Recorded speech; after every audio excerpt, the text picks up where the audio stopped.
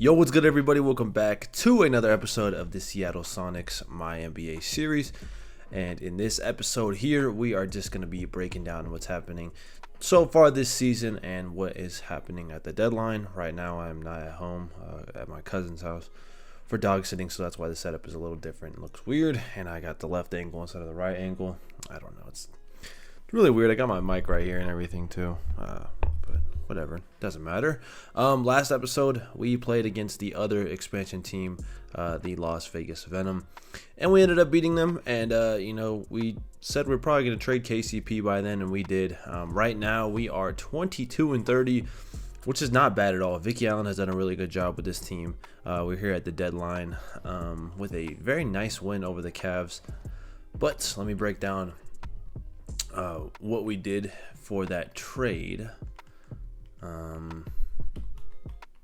Then we ended up sending a few guys. Honestly, we ended up sending a few guys. Gave Vincent for Antonio Reeves. I don't know if I had shown that one last episode. Maybe I did, maybe I didn't. Antonio Reeves, interesting guy. Played a lot of college basketball. So he's a bit of an older guy. Had a 30-point game this season in real life for the Pelicans. So figured just take a shot on him. Then we traded KCP for Kevin Huerter. And we got a first-round pick in return. Then we ended up flipping Kevin Huerter and a second-round pick for Bryce Sensabaugh of the Jazz, who's actually a very solid player, averaging like 13 points per game this season. He's got some nice stats as well, attributes, I should say.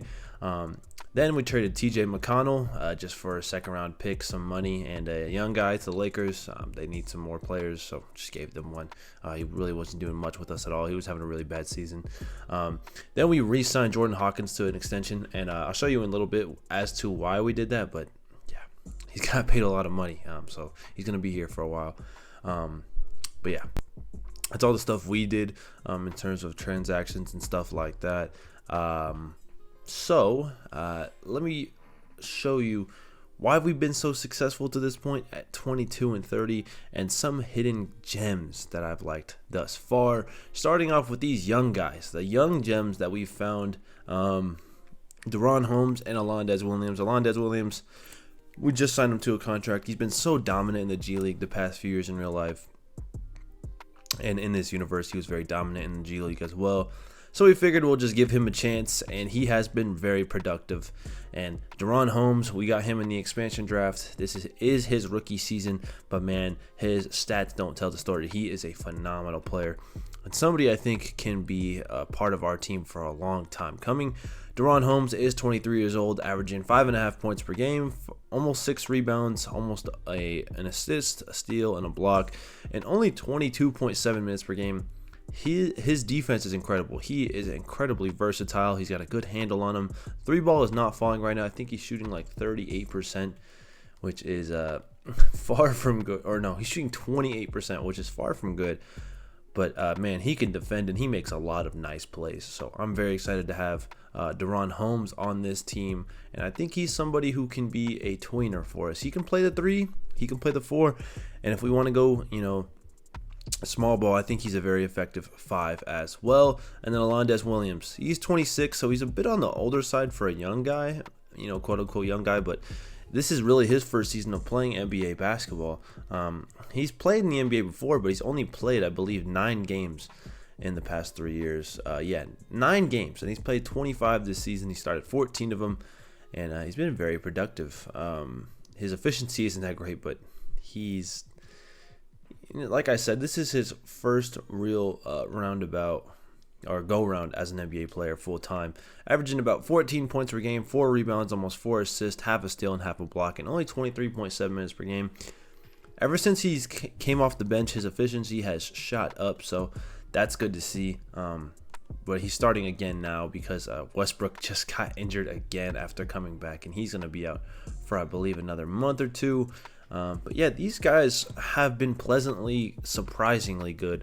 Deron Holmes, I was a little low on to begin the season because, man, he just could not hit a 3 to save his life. He still really can't at 28%, but he does have those times where he'll hit a nice big 3 for us and give us some momentum. But his defense is very, very good, and you gotta love the way he defends for us. And then, those are the young gems. I don't know why I'm stuttering. The next guys I want to talk about, like I said, Jordan Hawkins, we signed him to an extension. These guys are the buckets. Jordan Hawkins and Trey Mann have been phenomenal for us this year, and they've been our offense, which hasn't been an amazing offense. But we've gotten better as the season has gone on. Our offensive rating has gone up. Our points per game has gone up. So I'm liking the way we're playing right there. Our offensive rating is still the worst in the NBA, but our defense has allowed us to be a solid team. It's 11th. Our defensive rating now, it's been basically first the whole season, but it's tailed off towards the end here as we score more points. We're allowing more points. Jordan Hawkins, though, got that extension. He is under contract for 6 years and $100 million, which I think might become a steal in the future. He's averaging 21 points per game, almost 4 rebounds, an assist and a half per game, and shooting 43% from deep on a league-high 11 three-pointers attempted per game in only 28 minutes. His per 36 numbers are pretty good as well. Oh, man, always yawning. 27 and a half points per game per 36. He is one of the best shooters in the league now. He was pretty good in his rookie year as a shooter at 36%, 37% last year, but he shot up this year, and man, he's been impressive. It's not like he's getting a ton more minutes. I mean, he's getting 8 more minutes per game than he did last year, but he's been very productive with it. So gotta love Jordan Hawkins, and whenever we need a bucket, he seems to always give it to us. He is a flamethrower, and he throws up shots a lot, but they go in, so I don't mind it at all. And then Trey Mann, 16.2 points per game, 2.7 rebounds, 3.2 assists, almost a steal a game. He's shooting 42% from 3 and only 23 minutes per game if we round up. That is phenomenal production. He is improved a lot, and it sucks that he doesn't get as much minutes as I would like him to, but hopefully we can get him to get more minutes. I mean, he hasn't gotten this low of minutes since 2023, so he's just making the most with his minutes, honestly. He's barely getting more minutes than he did his rookie season. That's how productive and how good he has been for us. So I'm liking Trey Mann a lot. He's almost a 50-40-90 guy. He's at 49.8% from the field and 85% from the free throw line, so maybe he'll get there in a season or two. But these guys have been phenomenal for us.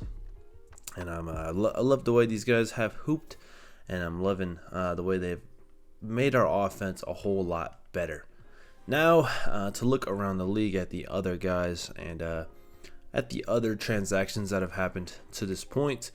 Tyler Kolek got traded from the Knicks to the Clippers. Victor Oladipo has had a career resurgence with the Clippers, and he's looked pretty solid, averaging 12.7 points per game. He's a better defender than Tyler Kolek, and he just fits their team better. And Miles McBride is also starting now. That's nice to see. They also have Markelle Fultz, so they just had a lot of guards, and they'd rather just pick up a defensive guard. So I guess I see what they're doing right there. Vic Krejci for Quincy Oliveri. Not a huge deal. Scottie Pippen Jr. for Bruce Brown. So Scottie Pippen Jr. gets to play for the team that his dad played for. And I like Scottie Pippen Jr. He is struggling this season. Very inefficient in turnovers. Turnover to assist ratio is not great either, but maybe he resurges his flashes of potential here. Zach LaVine could be on the move this trade deadline, so we'll see what happens there. John Collins got traded for Aaron Nesmith. John Collins is a very solid bench scorer for San Antonio, or he was for San Antonio, but Aaron Nesmith I think just fits better for San Antonio, who is still the number 1 seed in the West. Mike Conley got traded for Royce O'Neal. Robert Dillingham taking over that starting role in Minnesota, and that means Mike Conley can try and help this Suns team, but man, they are damn near unhelpable.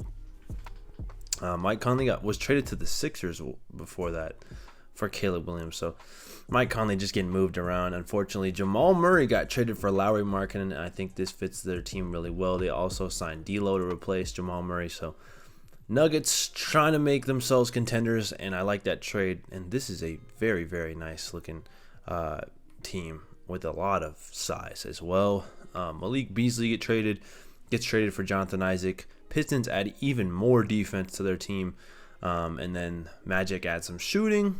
Herb Jones got traded for Jakob Poeltl.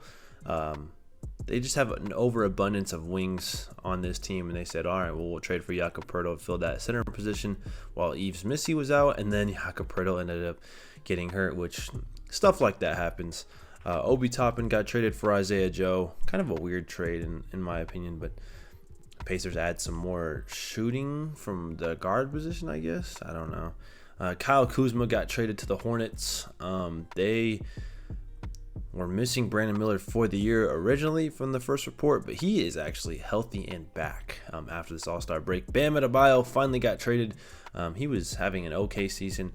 He got traded for Fred VanVleet and some first-round picks, so he is over there with the Raptors. And the Raptors, you'll see, are actually a very good team right now. TJ McConnell got traded, and yeah, that's basically all the stuff that's happened. Dante DiVincenzo for Alex Caruso. And yeah, the rest of the trades are basically just us making trades. Let's take a look at the standings now. San Antonio, like I said, still #1 seed.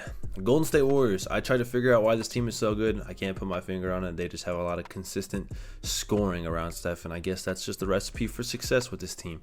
OKC back up at the top.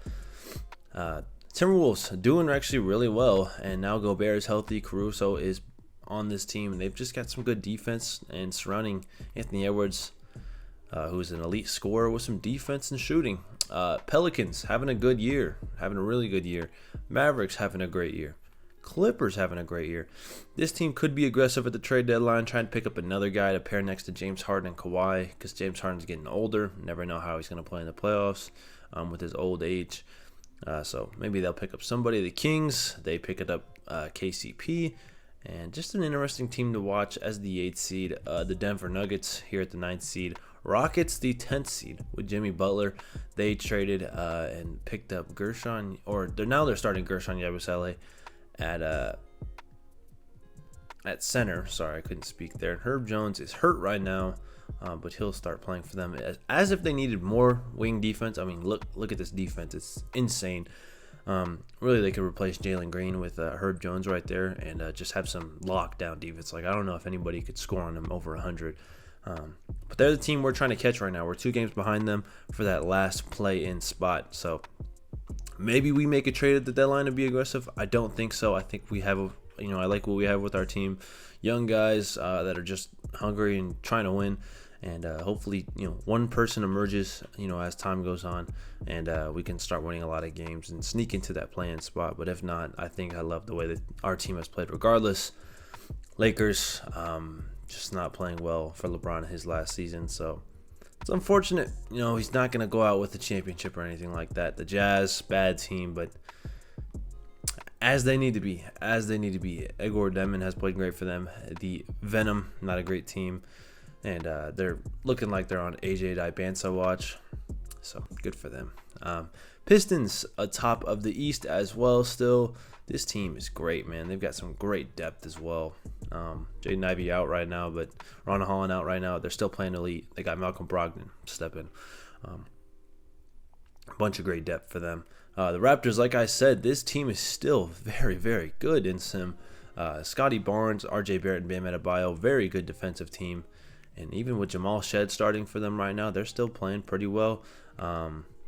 That's their starting point guard. Maybe they need to pick up a point guard at the trade deadline. I don't know. Cavs doing well in real life, and now they're doing well in 2K. They signed Josh Giddey out of free agency, and they've got Max Strus back and healthy, and their whole team is healthy, and they're playing well. Magic, they're playing well. They've got a perfect combination of scoring, shooting, and defense. Like defense, scoring, shooting, scoring, shooting, defense, scoring, shooting, defense, scoring, shooting, defense, shooting, scoring, shooting, defense as well. Mo Wagner's pretty solid. Tristan Da Silva fits that role as well. Knicks playing pretty well. There's just a lot of really good teams in the league. Pacers playing well. The Nets are playing well somehow. And Dylan Harper's been phenomenal for them. I think he's hurt right now, but he has been great for them. And Jordi Fernandez has this team hooping. Cam Thomas has been phenomenal this year. Almost 50, 40, 90 on 25 points per game. Cam Johnson, he's been great as well. 47% from deep. So I guess they're not looking to tank anymore. Like, this team is ready to win. right now, I guess, not for a championship, but just win games to get to the playoffs. Sixers doing pretty well. Maxey looks like he's out with an injury right now. Elfrid Payton just doesn't have a face scan. I don't know. Like, why can't they just use his old one? No idea. Celtics are the 9th seed, but still have a positive record. Interesting. Hornets trying to climb their way back up the standings now. Brandon Miller is back, and he's having a great year. This is a really solid team, like a really solid team. They have too many centers, I'll say that, but really good team. Hawks, almost 500. Bucks, they've fallen off a cliff. Dame is out too. It's just Giannis, and Giannis is having a really down year, especially for his standards. Grizzlies not doing well at all. Bulls, Wizards, and then Heat. There's a lot of good teams and there's a lot of bad teams, and there's kind of no mid, if that makes sense. Like, yeah, you could call these teams mid, but I think they're good teams. Just no middle class, especially in the West. There is no middle class. You're either really good or you're kind of bad. It's just the way the NBA works nowadays with how much parity and how much talent there is. But yeah, that's just an update episode. Nothing crazy. Just breaking down, how we played so far. Who's making an impact. Who's kind of surprising us. Bryce Sensabaugh, very excited about this guy. His efficiency has dipped since joining us. Musa Diabate has been great. Haywood Highsmith has been terrible for us, but we'll just keep him around for the locker room presence. And also AJ Johnson, I want to talk about him a little bit. He is very intriguing. He's got great speed and great handle. He's been very inefficient thus far, but he's somebody to watch who can emerge as a guard and a scorer for us, and a nice role player. But yeah, that'll be the episode, and I hope you guys enjoyed. I will see you guys next time. Peace.